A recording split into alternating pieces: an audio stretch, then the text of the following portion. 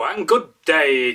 Good day in the Viking tongue. As always, I'm your host for the day. I am Bragi, the son of Magnar, and I'm here with my very good Viking friend. How's life down there, Egil?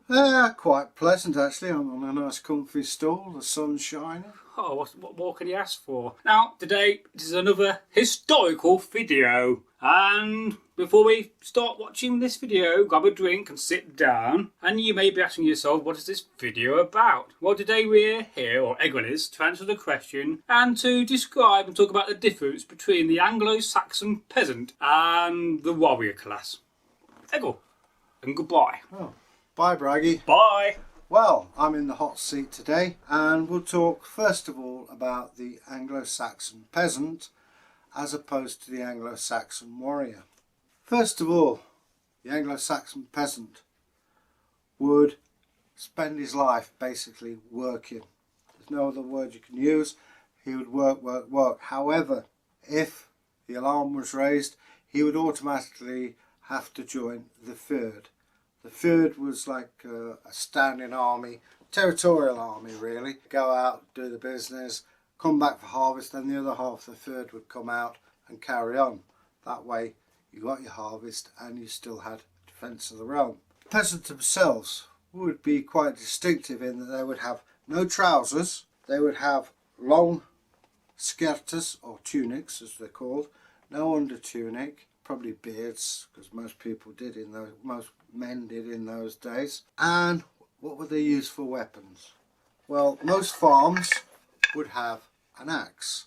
In the day-to-day life it's used for chopping wood and various other tasks around the farm, but in war this can be turned into a very effective weapon, so more than likely this would be their chosen weapon. And the other weapon, of course, if they were freemen, is of course the large knife called the langseax, although the langseax they would have would be of this size, which would be quite small.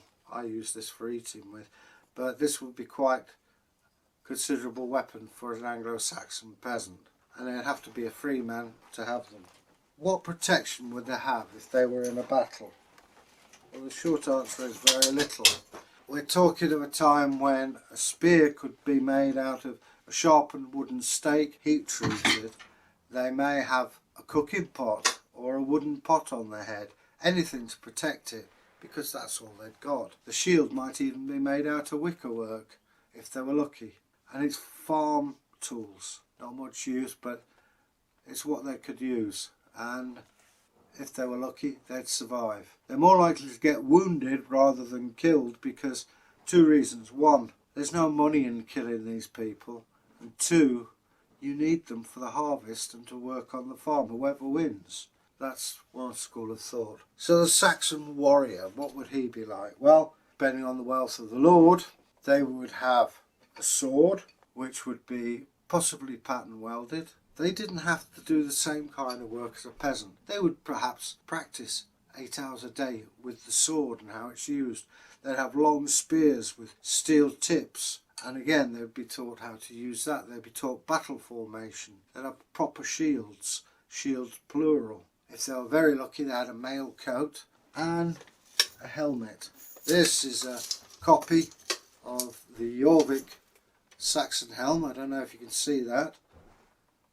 There we go. Beautiful piece of work. And this would be for athelings, princes and top warriors. Again, to protect the head. This is an early one because it's domed rather than pointed. If it was conical, the sword blade would slide off it. Just put that one back down there. Here we have the standard warrior's helmet. Why is it pointed? Well, with this Norwegian sword it slides off, whereas a round one it could dig into the helmet. And this carried on right through to 1066 and beyond. We see the Norman warriors with this, it's called the nasal helm. It protects the front there.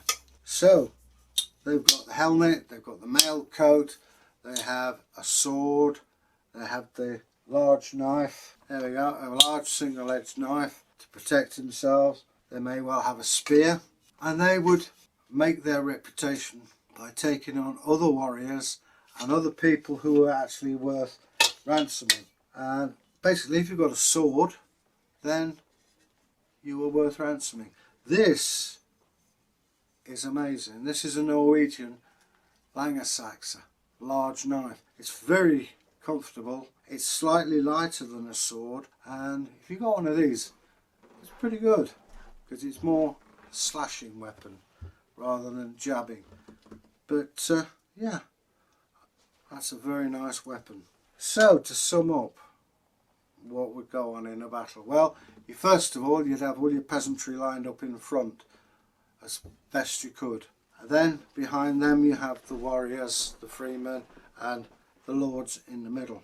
First thing that would happen is missiles would be thrown by the opposition. They would be aiming for the peasantry's legs to get them down, and if you're on the floor they then release the war dogs. These are like Rottweilers that have been kept hungry, and they would basically try and eat the wounded. Then the shield wall of the opposition would come forward.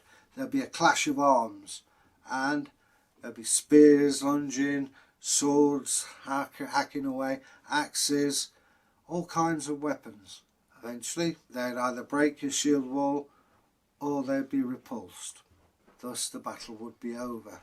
Now, I said to you about the peasants getting stabbed in the leg. When I was a student, they were excavating a Saxon graveyard literally outside my front door, and they found a skeleton man of about 30. He had 8 spear wounds in his legs which had healed. So basically they weren't out to kill these people because they needed them to work the land. Stab them in the leg, get them down, out the way. They'll probably survive, may not. Either way, they're out your way. And that gets you to the skilled warriors. Once you get past them, then you're hitting the payload of people who are worth ransoming. So anyway, those are the differences between the peasant and the warrior. If you've been interested in this, leave us hashtag Anglo-Saxons. So anyway, remember, hashtag Saxons, hashtag Vikings. Either will do, but leave us a comment please, because we like to hear from you and we really appreciate it. We will get back to you in time, so until we meet again, have fun. Bye now.